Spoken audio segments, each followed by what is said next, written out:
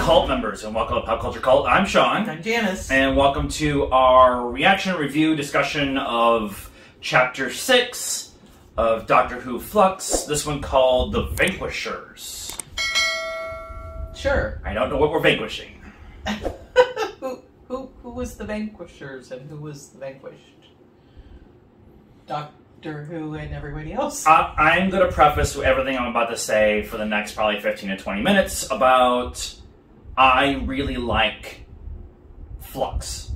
Okay. I really like Flux. Okay. And I really liked the story in which they're putting forth with the consequences of the Doctor's actions over time.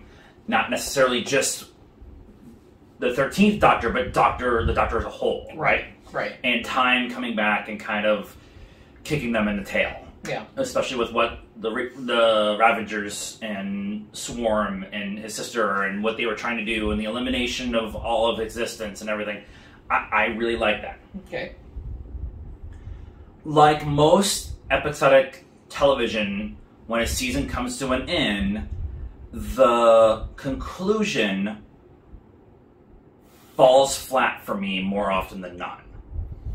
And the big oh my god reveal is that the Ravagers did all of this. The Ravagers? The Reavers did all of this to make time happy so that they could control time instead of the Time Lords controlling time and the Gallifreyans. And the big reveal was Time saying, okay, well, they screwed up.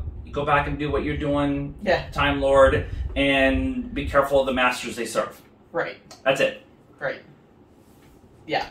It felt like a lot of build-up for not a lot of payoff. And it sucks because everything was awesome. Like, I really like the story. I really like the way the final battle worked out and all of. There's no conclusion. And there's some bow tying at the end with the Locket and Dan. Dan's a really weird choice for me still. But I kind of feel disappointed right now. Yeah. Yeah. And it sucks because I liked it. Yeah. Yeah, it felt, like I said, it felt pretty anticlimactic at the end. You're like, yeah, cool. Whatever. Thanks for watching. Like and subscribe. Tell us what you thought in the comments down below. Please be nice. The story of Bel and Vinder ended up being just two lost lovers. Yeah. Which, okay, I'm cool with. And we maybe get more. Baby is a Tamagotchi. Is a Tamagotchi, or at least the Tamagotchi is talking for the baby. The stuff with what was it, Kate the psychic and Jericho being the Satorans, like. Yeah, I don't think her name was Kate because Kate is Lefford Stewart. Yeah, I don't remember what her name was. Yeah, they were cool, but then. Yeah, I mean, they're gone. I felt somebody was going to die. Yeah. And having Jericho be the one who sacrifices himself, makes complete sense. Like, I get it. I'm still sad about it because I like Jericho a lot. Yeah. And I liked him as that kind of. We always have this surrogate for the audience in the show. Wilford and Rory, and we always have these surrogates for the fans, for the audience specifically, where it's what is going on, right? Like I don't understand what's going on. You have to explain for us, and yeah, it's exposition sometimes, but sometimes it's more of like we need a representation, and Jericho was that representation, at least for this Flux, and so I really liked having him there. Yaz felt over here, kind of. a lot. I mean, she was important in the last episode, kind of being the driving force for the three of them from 1901 to kind of figure out what the date was, which was December 5th, 2021, Yep. which was when the Flux event happens. Right. The end Flux thing. Right. So, but we have no resolution on any kind of conversation about going to the next universe. Well, I mean, it's over, right? Right, but the Flux took out a majority Right. of the universe, so the universe has to rebuild now. The Cybermen and the Daleks and the Centauran army are all been eliminated, and Passenger was the one that absorbed it. It's like they laid out what it made sense. The antimatter is Yeah. stopped by matter. I like that. Yeah. And it makes I- sense that Passenger was like just suck them all up into Passenger because it's Yeah. an unlimited matter generator. infinite, place to put them all. Yeah. But yeah, I mean, they're not gonna be, right? I mean, the Daleks and the Daleks? Cybermen are gonna be back. The New Year's Day special is called The Eve of the Daleks. Right. And we know that's Jodie's last episode. Yeah. Well, I won't say we know. We pretty much are assured that's going to be Jodie's last episode right. because they don't want to introduce a new Doctor in the 60th anniversary. right. The 60th anniversary or the 100th anniversary.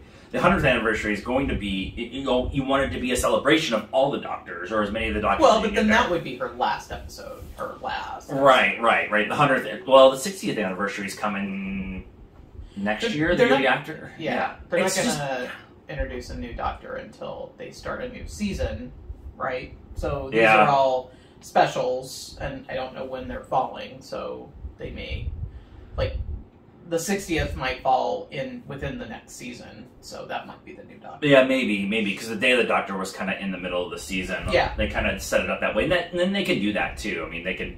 The 100th episode, the 100th anniversary of the BBC is coming up next year.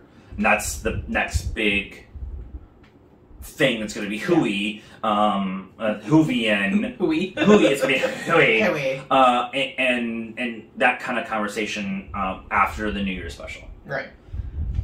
But I feel like you made a big point of introducing the locket. And when they introduced the locket and the idea of reminding the Doctor of who they were before Bradley, the first Doctor that we know, right? Right. And the introduction of that and her going into the locket and Swarm kind of going with her and destroying and rebuilding of the Winchester house essentially was in there, and it was all like, I love that scene, by the way, because everything was black and white except for them, for Swarm and his sister Yeah. and stuff. But we get no resolution with that at all. Right, but the last time we had that locket, we didn't really get any resolution to it either. I mean, David Tennant had it, and he kind of was that. No. Was it? Oh, it was Martha Jones. Yes. And he just kind of.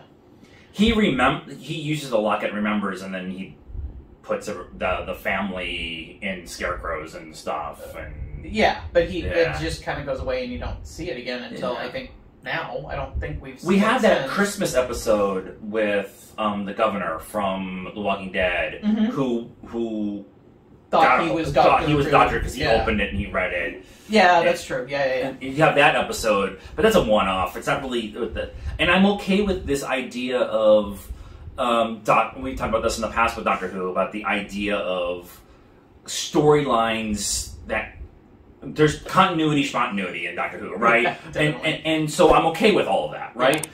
But if you're going to make a big point of explaining that this is one big 6-episode, all one story, it was all written really well. I was really happy about it. We'll talk about Chibnall in a second, but I just the end felt very rushed. It felt like, well, and I know that this was supposed to be, I know that they were talking about this was going to be an 8 or 10 episode, one story, all written by Chibnall, Okay. kind of set up. And then because of the COVID stuff and everything that happened there, and trying to get everything set up to move forward with Davies coming back, Right.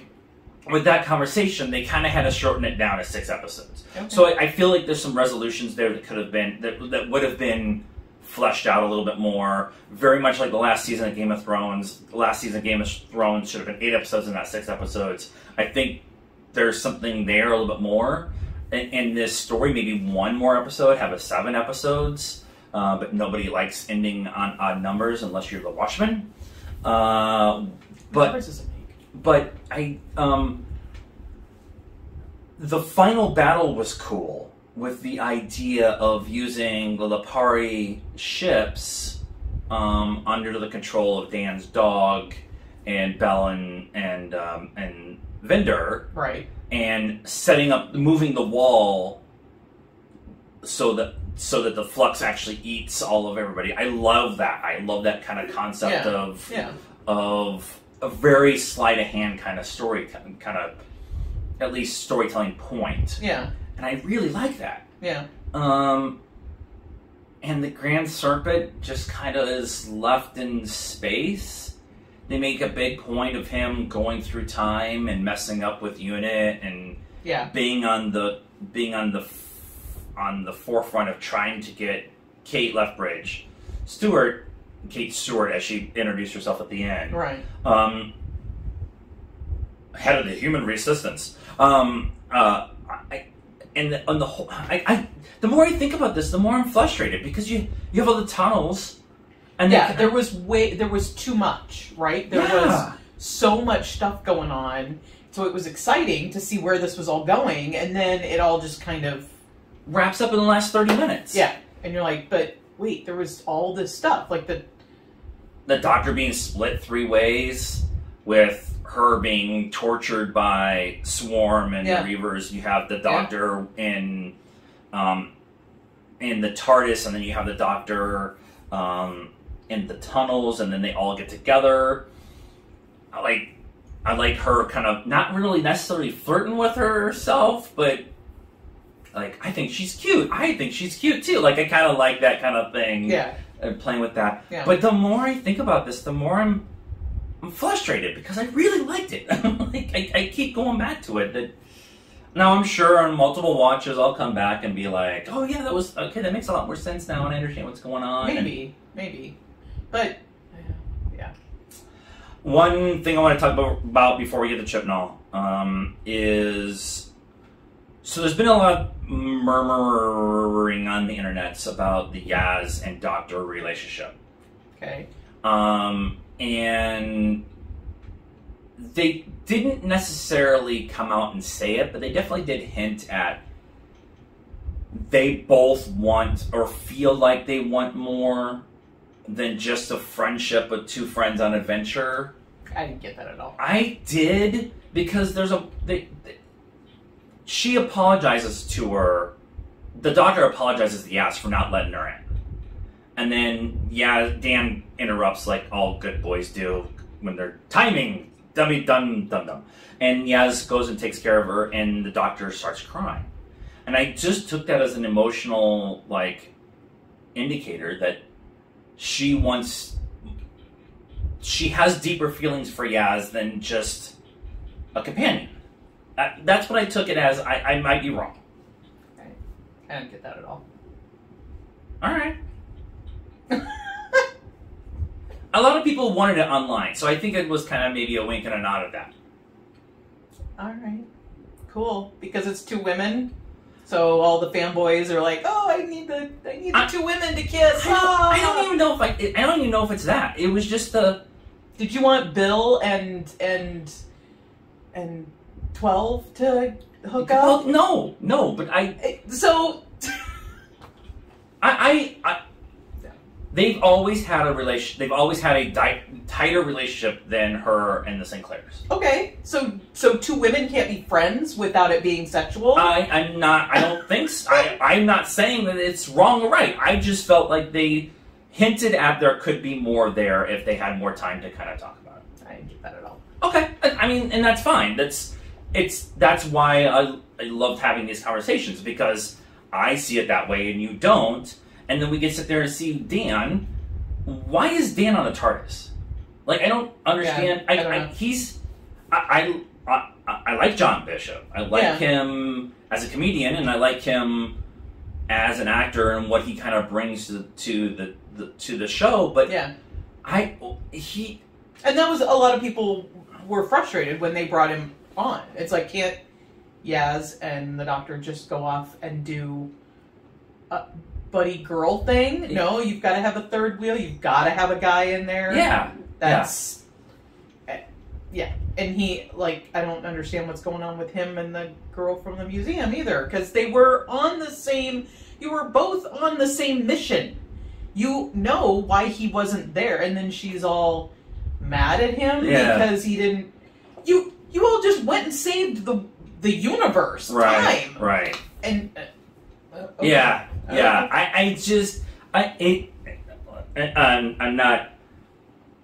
I'm not feeling it. I'm really not feeling it, and it's really making me mad because I really love the show and I really love Jodie. I want to talk about Chibnall overall before we kind of wrap up for this season, before we get into whatever. Yeah. When I came to a realization that whenever Chibnall wrote an episode, the overall story was a lot better. The overall story of the episode was a lot better. It brought a lot more to what they were doing. Okay. If it was someone else, the writer's room or whatever, the writing was, I'm not going to say lackluster, but they didn't give anything to make you want to be there. There was no, specifically with the first season, it was better the second season with the introduction of the Master, but this season was all Chibnall. But this is gonna be so bad. They catered to the idea of doing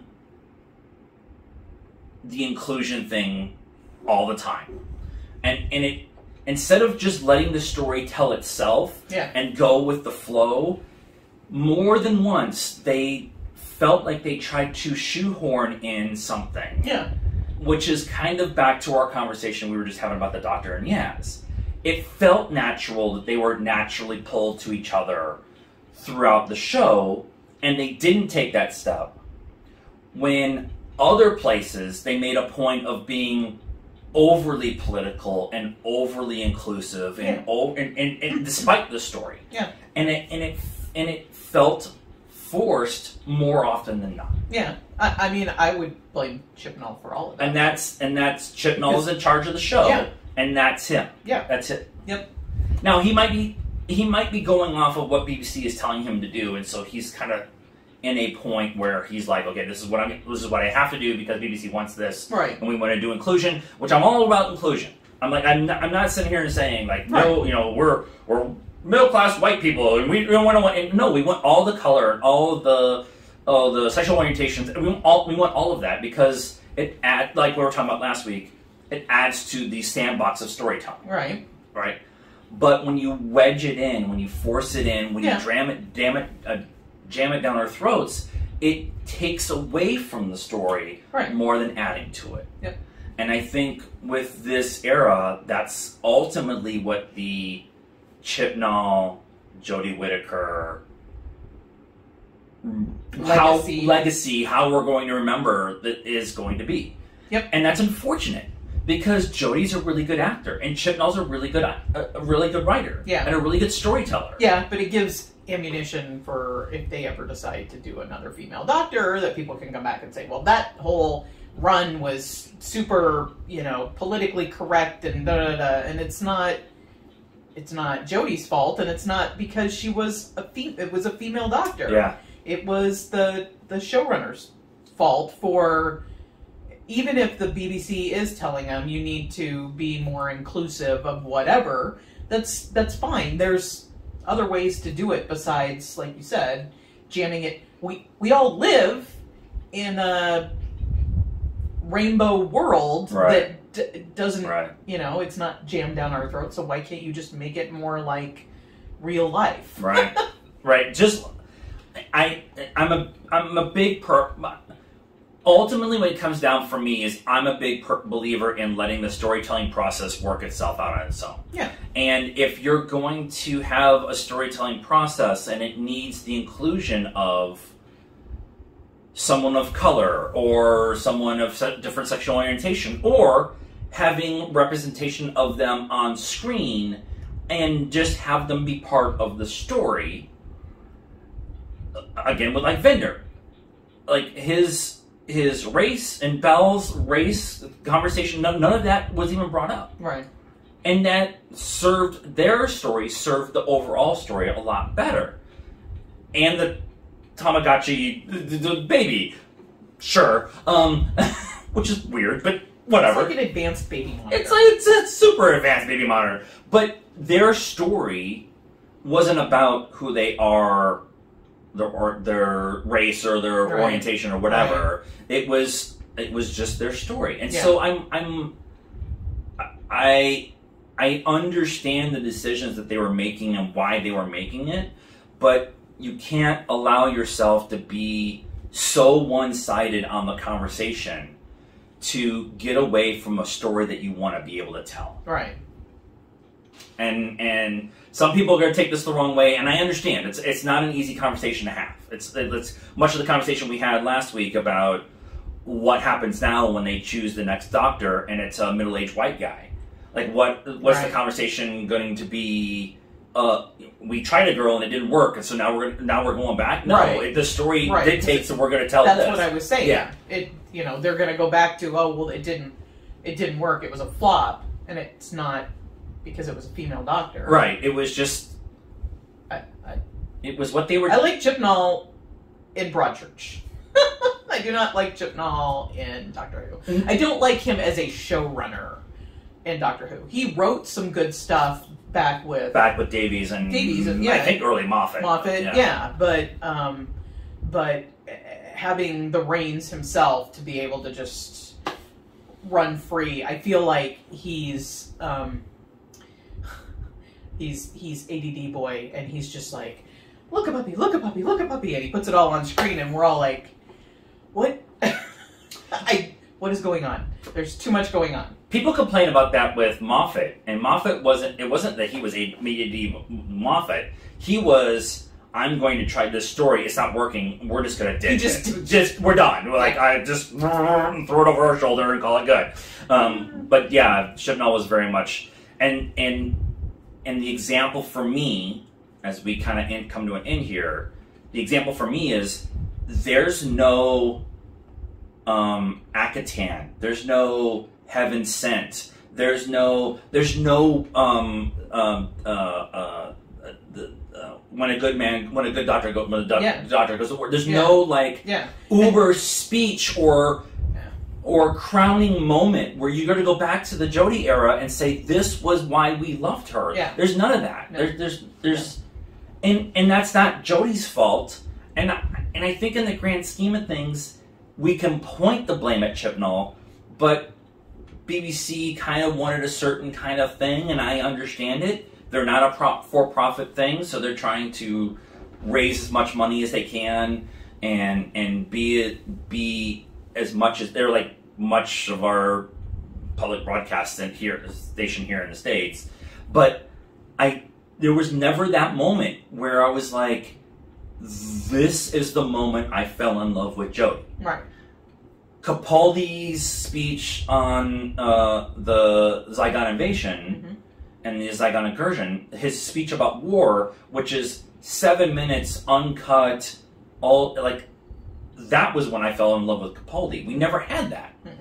No. And we've had moments where, because Jodie's a really good actress,